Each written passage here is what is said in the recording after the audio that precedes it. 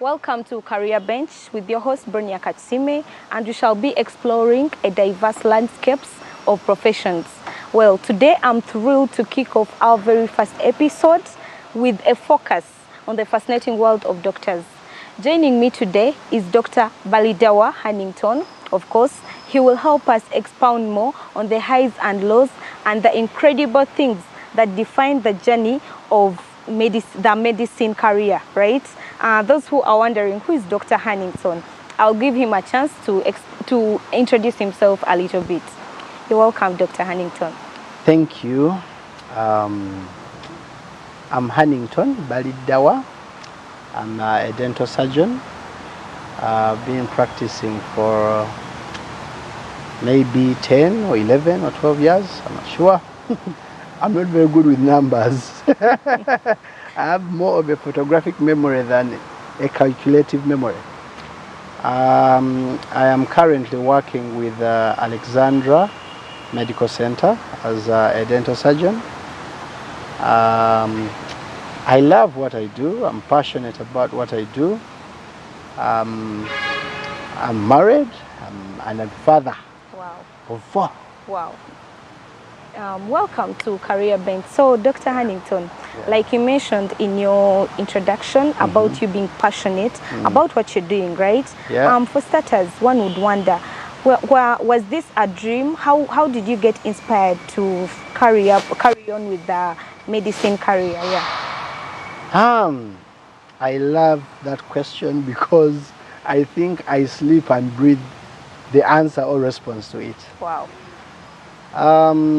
Growing up, I hail from a family of, on my mother's side, we are 9 children, and I'm the last born of the 9. Okay. And growing up, I was a very, very, very sick child, very sick. I had asthma, I had spiritual attacks. Sorry about that. I was a very sick child, so unlike my other siblings, all of the others went to boarding school, and I was in day school. And I think the one attempt to take me to boarding school, that was Seta boarding, we were the pioneers in the school then. Okay. And I used to get so many attacks. So my father had a friend who had a South African physician who had come to visit Uganda. Okay. So they took me to see him because I was not getting much help at the time. And on examining me upon many checkups, he tells my father and my mother, I was young, but I remember this as though it was yesterday.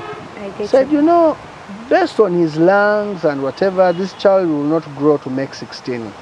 Wow. So I suggest you take him from boarding, take him to a school nearby home, enjoy his life while he still can. And so I was taken from boarding, and I was How old were you at that point when they had told you that you were not 16? I was in P1. Wow. P1, P2, if I remember right. Yeah. So fast forward, because of whatever was happening, somehow, I don't know, at home they used to call me doctor. So, hey, doctor, come and do this. So I perceived that possibly this is something I love to do, and I was very inquisitive. So I pursued that. I knew I wanted to be a doctor. Which doctor? I was not certain. Yeah, I did. But fast forward, my babysitter was my grandfather. God bless him. He died when I was in my senior 6 vacation. My senior 6. I was S5 going to senior 6. And one time I went with him to a dentist. It was not a dentist because that time they were called community health care providers. Okay. Yes. And so the same people who are doing the medicine will do the same thing as dentistry. So he gets on at this health center, and he wanted to extract a tooth. And I remember the gentleman telling him, "You hold the chair." I said, "Yeah." Said, "As I'm pulling, you also pull backwards." And he was a very strong man. But when this was happening, I had him yelling, He really yelled so much that tears came from his eyes. Oh, sorry. And the tooth came out. And I think that was his last tooth, if I'm not mistaken. But he loved meat. So I always told him, because he was my babysitter, if there's anything I could ever give you back, I want to give you back teeth. I want you to be able to eat meat. Wow. I want you to be happy. And so he used to walk me to school, you know. And so that was my passion, really. Wow. So it so happened that we had the firstborn before my other siblings, who my father was paying for. Okay. He was one of the first entrants into Bachelor of Dental Surgery in Mulago. Okay. And unfortunately, after he had just graduated, he was shot and he died. So I figured my father would be happy for me to be a dentist, and the only time he came to visit me in my senior 6 was when I was filling in my choices. Made sure my first choice was dentistry, my second choice was dentistry, and the others were to me. Wow, I love the story. It's quite interesting and touching at the same time. So Dr. Hannington, for one that could be watching us right now, one could wonder, yes, Dr. Hannington became a dentist out of passion, right? Yeah. Would you say, you talked about family at some point, would you, okay, in your own opinion, what role do you think our families and maybe the society or the communities we live in impact us career-wise? Like, do they inspire us to be specialists in certain professions, or what do you think about that? In my view, I know, not just believe, I know family would either build you or destroy you. Yeah. I was lucky that I think for me, family guided me to do what I think I wanted, I now want to do. If I play time back, I would still be a dentist. How? In terms of encouragement, are you the one going to look at my faults because I've failed sciences? You think I'm a nobody? Are you there to tell me that, you know what, even a scientist needs an IT person, even a scientist needs a teacher? Are you there to tell me that, you know what, I do not want to impose on you what to do, but I want to watch and expose you to as much as possible. If I can identify where your strength is, let me be that guiding hand to hold you to become the best of what you are. So yes, community helps us identify who we are. Community gives us an opportunity to exercise who we are. Community gives us an encouragement that whatever we pursue, they will be there either to support us or to help us, introduce us to better points in life. Wow. That's my perspective. So you had passion at a very young age to become a doctor, yes, even though you had not specialized in whether you want to be a dentist or a surgeon or anything, right? Yes. At what stage did you figure out that this is what I want to do? I want to be a dentist. At what stage? Was it after HS or was it after campus? When was, what period, and what triggered that urge to become a dentist? What triggered the urge? I've made a narration about my grandfather. I feel like he was my best friend. Wow. Actually, he was, because my siblings always were jealous that I am the only one who used to eat his money. If I wanted something, he would go out of his way to buy it. So when I pushed him to that place, it was in Ginger, and they were taking out his tooth. That was still in P1? No, maybe that time I was like in P4. Oh, yeah. P4, P5 or so. By that age, you're understanding a little bit. Yes, I was young amidst very grown people. Oh. So I never had that chance to be young. Oh, yeah. I was grown up when I was young, somehow. So the pain he had, and having seen the man he was drop a tear from a tooth extraction, I had these questions. I don't know why I had the questions, but I did. Yeah. And every other year was just a brick to answer my questions. Why? what are they doing wrong? What could I do different? What could I ever give him to make him happy? And he made it easy. He told me, I like meat. If only I could get tea. And that's the thought of, I have to make sure you get to eat meat Yes. once again. So I told him, you know what, I promise you, I'll give you tea. Wow, Yeah. wonderful. Anyways, as we go through school, Yeah. of course nothing comes so easy. As we go through school, didn't you at some point feel like you should give up? Because sciences, most people love the subjects, but then it is quite complicated for people. Didn't you at some point feel like you should give up? This is to inspire someone that is planning to pursue medicine as a career. So didn't you feel like giving up at some point? And if so, why? And what made you push harder? So, I am one of those people who went through so many schools, not because I was a bad child. I was about to ask. No. Okay. Because I always had a hunger for better, for more. Yeah. When I was in my P7, I was in Iganga Boys. So I went to Ginger College, Senior 1, Senior 2. While at Ginger College, my friend who were with in Iganga Boys calls me and says, why aren't you in SMAC? And I said, I didn't know I had been given a place. And said, but I'm seeing your name here. I said, well, I'll talk to my dad. That was in first term, Senior 1. So when I told my dad, I said, I was given a SMAC, so could we go? He said, no, I can't pay school fees twice. Wow. So if you're in Ginger College, Keep. that's what it is. So I was in GCO for Senior 1, Senior 2. Senior 3, second term, I joined Chivuli SS. There's a reason why I'm giving you this narrative. Yeah, I get your point. In Chivuli, Senior 3, Senior 4. So all through my time, Senior 1, Senior 2, I had always been the best in my class. So I had this thing of, I need challenge, I need something to challenge me. So they took me to Chivuli in Senior 3, second term. And I think in Chivuli, I was usually among the first 3. And after Chivuli, I said, you know what?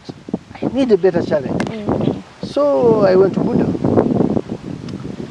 Now this is the part that answers the question. Did you feel like giving up? Remember, from primary, I knew medicine. I want to be a doctor. Fast forward, Chivuli, Budo, I was given PCB math. And we were 12 in a class. And it was my first time to be the second last in class. Wow. Yes. Wow. Senior 5, second term. I had these questions. What has become of me? Yeah. What has happened? Have I become dense all of a sudden? Is someone bewitching me? I had all these questions. But something surprised me. Even the last person in Budo would be promoted to Senior 6. So I was promoted. But it was second term when I was the second last out of 12. So my brother picks me from school and I was so low. The only thing I wanted to do was change schools. I think it's something to do with school. Wow, it must have been so disturbing. I was really disturbed. And I remember him telling me, that is what they call culture shock. And when I went back to school, that was Senior 6, I remember a gentleman called Mr. Komakech. He was teaching us physics and mathematics. Okay. He made a joke. He said, you see, you need to understand, we cannot give you exams just like other schools give exams. If we gave you the same exams other schools are sitting, you possibly get 100. And what will that make you? You'll become proud, you'll not work hard, you'll think you got it all. Oh, so it was the school's setting Yes. to make sure So everything they go would through the set hardship. exams that are so difficult for you? I got marks less than the fingers on my hand. And I was thinking, what is happening? I know, yeah. So, Komakech says, all you need to know that whoever is here, even if you get 0, even if you get 1%, know one thing. When your name comes, you will excel. Oh. So that gave me reason to say, I'll push and push and push on. Oh. So I think I had good mentorship from the school. The teachers were friends. They were not boss, subordinate. No, they were our friends. And I hope this is a culture that all other schools can emulate. They would talk to us as peers, as friends. They would ask you what your ambitions were. And I think by asking you, because we were few, we were 12. And I think out of 12, 2 dropped off, so we remain 10. Okay. They will try to nurture each student personally. Wow. And they'll tell you, if you want to be a doctor, make sure biology and chemistry are your subjects. Yes. Well, Doctor, speaking of mentorship, do you think our schools play the right roles when it comes to mentoring us when we are still young? Because some students, some people could be confused at a very young age. What can I do? What can I pursue after my high school? What will I go to study in campus? Of course, the practical bit comes in laterwards, right? Do you think our schools today, okay, let me use an example of our country right here in Uganda. Do you think they play that role of, that significant role of helping the young adults to understand what the different professions out there, what they can choose, what they can pick up? Yeah, putting aside your example, since you had mentorship from school. I don't think the schools are doing that now. But I would say traditional schools. I really hail my HSC school, my other schools. But I speak about Bodo specifically for one reason. There has been that cohesion from old boys. I have been going for career guidance myself. I go and speak to people about what is dentistry, what is it? Is it something you'd want to pursue? If you wanted to do so, what would you do? Yeah. So traditional schools, I think, try to maintain the culture of mentorship because their old boys association or old whatever associations are passionate to see people fall through professional careers. And they come back to give back to their schools. However, the very commercialized educational system, I think, pushes grades beyond what happens after school. Yeah. So Reality. someone does the excellence academia, but when it comes to doing, Reality they can't. hits them You hard. may find that currently, you may find that engineers who stopped in senior 6 and senior 4, old men, are better practitioners than people who are masters and PhD holders. True. Yeah, that's true. Why? Because it was not the grades, it was the doing. There's no better fuel than the fuel of proper mentorship and love of what we do. Some of the things that you see people do and someone says, no ya musawo, no ya kola what? It's because people are doing things because life has given that to them, as opposed to people doing things because that is their passion. That is the mentorship they have received. Indians do it. Indians, they have their shops, and at the age of 5 or so, you find that they're seated with their children in the shops. Yeah. How many of us do that? Few, very few. I put a burden upon my heart. Every time my kids are with me and I have some time, there are so many. So I choose today, I will come with so and so. So they come and sit there, much as they are playing, they keep on coming. Papa, what are you doing? I'm seeing a patient. Papa, what are you doing for this one now? I'm doing this. And who knows? Maybe they call it exposure. I give them a chance to see. Do you like where your bread is coming from every day? Or do you want to have other ways of having your bread? So mentorship is a key role that we ought to possibly foster, but possibly we are not, because we have become more of a capitalistic state as opposed to having a socialism aspect to it. Wow, I agree Yeah. with you, Doctor. So let's go in for a very short break, and I'll be right back still with Dr. Hannington as we navigate around the medicine career.